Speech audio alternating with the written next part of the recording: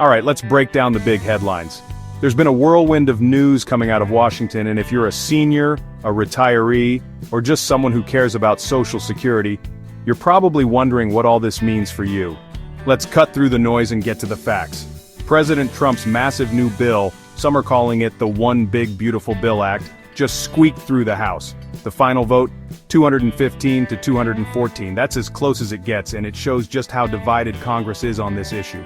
Every single vote counted, and the tension in the chamber was sky high as the results came in. But what does it actually mean for Social Security and your wallet? With so many rumors and headlines flying around, it's easy to get confused. Let's break down what's really changing and what's staying the same. Here's the deal, despite all the buzz, this bill does not directly increase Social Security benefit payments. If you were hoping for a bigger check in the mail each month, that's not happening. At least, not because of this bill.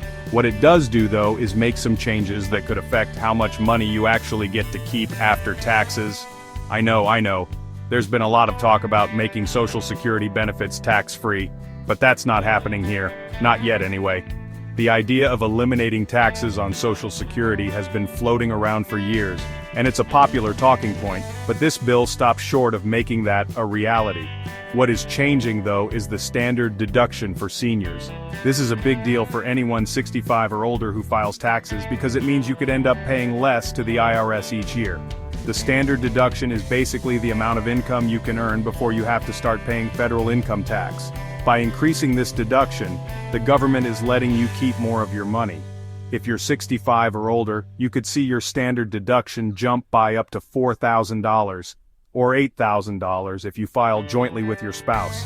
That's a significant increase, and for many seniors, it could mean hundreds or even thousands of dollars in tax savings each year. This extra deduction could help offset rising costs for things like groceries, prescription drugs, and utilities, expenses that hit retirees especially hard. Now, when does all this kick in? The new deduction starts in 2025 and runs through 2028, so for the next few years, seniors could see some real relief at tax time, but it's not a permanent change. Lawmakers say they'll revisit the policy before it expires, but for now, it's a temporary boost. So the government isn't sending you a bigger Social Security check, but you might keep more of your money at tax time. For many, that's almost as good as a raise, especially if you're living on a fixed income and every dollar counts. But before you start planning how to spend your extra cash, there's an important catch you need to know about. But, and this is a big but, there are income limits. Not everyone will qualify for the full deduction and some won't get it at all. The extra deduction phases out for individuals making over $75,000 and married couples over $150,000. If your income is above those thresholds, the benefit gradually disappears, so higher earners won't see much of a change. This means the biggest winners are lower and middle-income seniors, those who often need the help the most. So if you're above those thresholds, don't expect much from this change. It's designed to target those who are most likely to feel the pinch from rising costs and taxes. Now, if you heard Trump promise to make all Social Security benefits tax-free, you're not wrong. He did. It was a big part of his campaign pitch, and it got a lot of attention from seniors and advocacy groups. But this bill falls short. It doesn't deliver on that promise, at least not yet. The idea is still on the table, but for now, it's just that, an idea. Right now, up to 85% of your Social Security can still be taxed if you earn above certain levels. That's a big chunk, and it's something that frustrates a lot of retirees who feel like they're being taxed twice on money they already paid into the system. Those income thresholds? They haven't moved since 1993. That's over 3 decades without an update, even as the cost of living and average incomes have gone up. Many experts say it's long overdue for a change, but so far Congress hasn't budged. So why not go further? Well, making all Social Security benefits tax-free would drain a ton of cash from the program's trust fund, and that fund's already on shaky ground.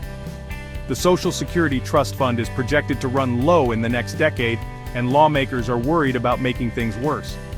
If Congress eliminated taxes on benefits without finding a way to replace that lost revenue, it could speed up the day when the trust fund runs dry. That's a risk many lawmakers aren't willing to take right now. Lawmakers say it just isn't realistic right now.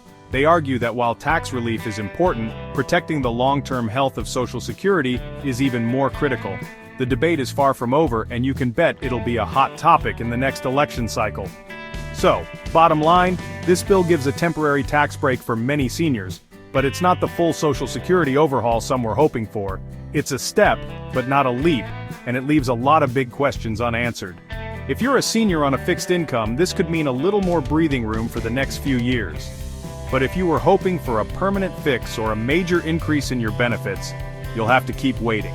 The Senate still has to weigh in, so stay tuned. I'll keep bringing you the real story behind the headlines. As always, we'll be watching every twist and turn, and we'll make sure you know exactly how these changes could affect you and your family.